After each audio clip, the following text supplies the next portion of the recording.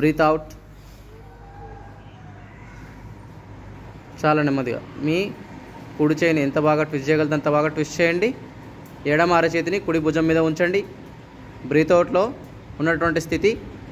మళ్ళీ breath in చేస్తూ నెమ్మదిగా సెంటర్. ఎట్లయితే వచ్చినారో అట్లే వాపస్ కాలి మడమలు తిప్పకుండా. Breathe in, breathe out left side.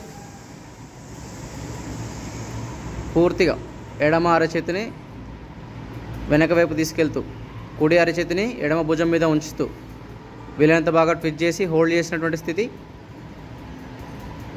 నెమ్మదిగా బ్రీత్ ఇన్,